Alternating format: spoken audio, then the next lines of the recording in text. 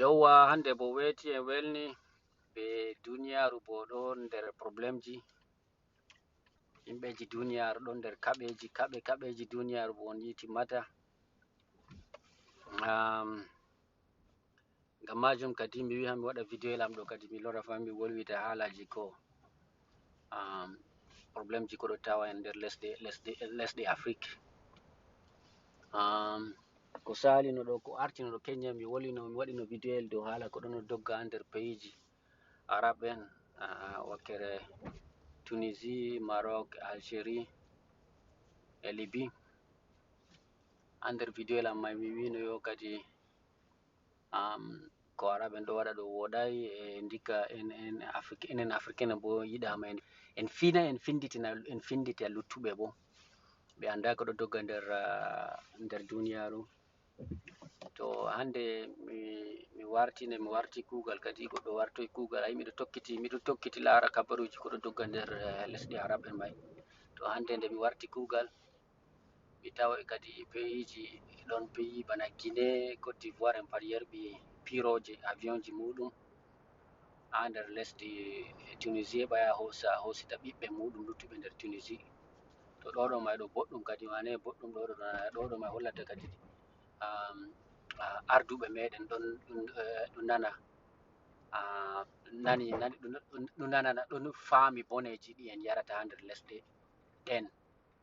To mejjitata fu Mali fu kadi yerɓoy pirowal ɓe fu Mali fu yerɓoy pirowal ha nder lesdi no ɓe wiyata ɗo nder lesdi Tunisie ma heɓa ya hosita himɓe muɗum. Amma hunde kam Cameroun kam wala ko waɗi fu.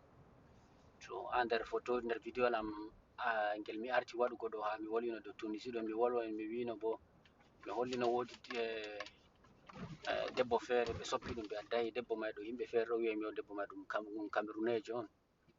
To kadi onen himɓeji Cameroun bo na sai on fuɗɗa on bo on wolwina himɓeji meɗen hukumaji meɗen mai walla gouvernement walla arduɓe meɗen mai sai ɓe fama kadi ɓe ɗo mari responsabilité manga. Responsabilité ɓe holla citoyen ɓe holla himɓe maɓɓe himɓe leddi maɓɓe kamɓe ɓe holla ɓe kadi kamɓe ɓe ɗo mari onon on ɗo mari daraja. Ayi réponse walla ko walla wi'ugo ko gouvernement waɗugo gouvernement hunde ɗo ɗum wi'ugo yo population ke min ɗon ɓawo moɗon kon min accatamo min ɗon ɓawo muɗum. To ɗoɗo mai ɗo sai boɗɗum kadi ɗo kam sai himɓeji dirigeant Cameroun en bo sai ɓe lara ko ɓe ngaɗi tata acce ɓe ɗo fu ngam Cameroun en fu ɗon ha nder nokkuje maɗum. To ɓawo ton bo mi laroy ha nder lesdi Maroc. So ko miɗon wi'a yo ha Maroc bo kadi ɓe ngaɗoy noyde ma ɗo mi laari himɓeji meɗen ase probléme ji ha Maroc fu timmai min miɗon numa yo Maroc en kam darni aɗeji maɓɓe nyidduɗe mai ase timmai ha jotta. Hande mi laari video fere ɗo wolwa ɗo holla africain en police Maroc mai bo ɓe ɗo yaha kadi africain ma on yi ɓe wala ɓe farti ɓe walugo ɓe wala bal walugo ɓe ɗo wala dow laabi non ha saka wuro non to Marocain en police Marocain en bo ɗo yiɗi ha pusa suuɗi ha ban nokkuje ɗiɓe walata mai. To sen gata hakkilo himɓeji sen gata hakkilo en fama ɗume noyde maɗo en fama yo duniyaru ɗo na banno en numirta ɗo. Bo komi yiɗi mi famna derɗaɓe men luttuɓe ha nder lesɗe Afrique bo yahugo leddi nasara na ɗum risku. Ɓurɗe yahugo leddi nasara ko walla leddi Arab fu na ɗum risku. Himɓe je reta himɓe walla himɓeji woni ton ɗo fu ɗum yangada non. Ha onon ɓe woni ha nder leddi kam Afrique mai ɗo onon ma on woni riskuɓe. Bote kam fu himɓeji fu tammi warugo duniyaru ɗo fu tammi wartugo doggugo hota her Afrique mai. To onon wo'ine her on woni tata acce waɗugo wigo yo wayno dogga ya nasta nder laabiji yaha nder seka mayo yaha maya nder mayo ko malla yaha nasta seka désert ya heɓa wiya heɓa yaha nder lesɗe nasara en ɗo wala ko nafata mon fu. Jawdi moɗon je moftata on wiya heɓa on yahira lesɗe nasara ɗo to on waɗi business har ton na ɓuranan mo waɗa hunde fere wondi be famille muɗum ɓuranan mo. Afrique ɗo hunde ha toton mai on risque woni. hamon ɗo on ɗo mbari ha on waala on ɗo mbari ha on ko on nyama wo'ine totton tan waɗe kuuɗeji ni himɓeji je warata totton ɗo jafta kuuɗeji mon ɗo on haɓa be maɓɓe bon jafta onon hunde ɗo marché ji je ɓe ɗo nyama may ɗo ngam yo miɗo laara himɓeji ɗuɗɗum ɗo wara her moɗon may ɗo jafta mon marché ji wartana no to himɓeji duniyaru may ɗo fuu ɗo habda heɓa yaha her moɗon noon heɓa yaha her moɗon noon nyamdu woni kanjum ɓe ɗo habda heɓa ɓe yotti her moɗon no to nasara gure nasara ɗo kam on yaha to on yahan ɗo kam ko mojo fu to yaha ɗo yaha be laɗɗum on yaha be laɗɗum bo ɗo mari hunde ɗo mari but walla gol je yaha ko waddi ko yaari ɗum ha nder wuro nasara may ɗo to a yaha ɗo a yaha janga ɓawo totton a dogga a warta gure nasara may na banno on yirta ɗo wala fuu ko woni totton to fayin komi yiɗi mi famna en kam ko waɗi miɗo waɗa vidéo ngel kam on yi ko sali no mi numino mi wino ha vidéo lam artungel mi numino Maroc fu accitino yangutugo africain mi tawi sai ɓe accitayi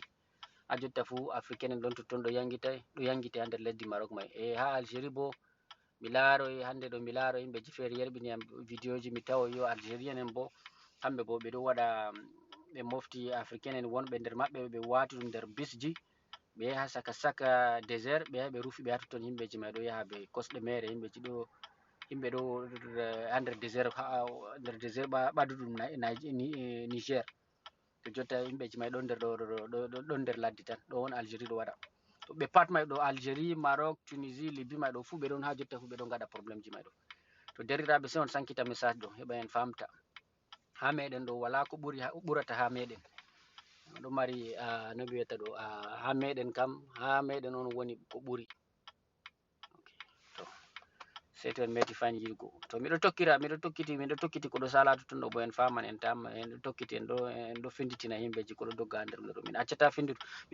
min accata waɗugo vidéo banni ɗo ha to hala may ɗo timmi sei to en meti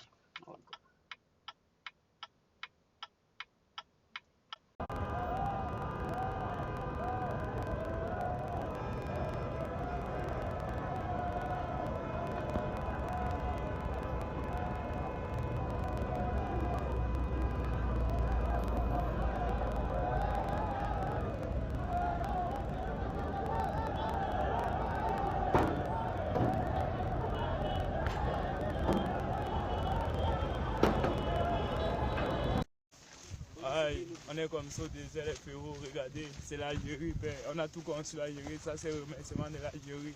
Il nous a mis au désert, au grand matin, il nous prend la nuit, on vient nous jeter en plein désert. Oui. À 100 km, à 2000 km du désert, on fait en plein désert, on ne connaît même pas de quel côté ça part. Nous on est comme ça en train de chercher pour ressortir au désert. Les mères d'enfants.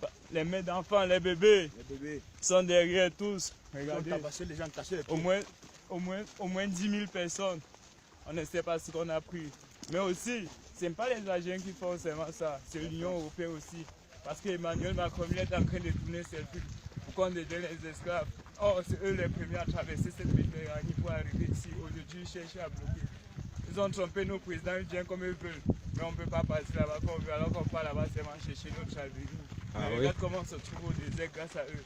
Après, ils vont dire l'Algérie est raciste. Mais c'est eux qui versent l'argent à l'Algérie de nous faire ça. Et l'Algérie est en train de nous faire. Ouais, merci beaucoup. Pas de quoi, mon frère. Ok. Comme vous constatez, une fois de plus, voilà les Africains qui ont été versés en masse dans le désert subsaharien. On continue notre combat. Il n'y a pas de souci. Nous espérons que quelque part, un jour, Dieu va toucher le cœur de tous ces dirigeants du monde afin qu'ils vont arrêter le massacre. Franchement, c'est déplorable. Ce que nous vivons chaque jour.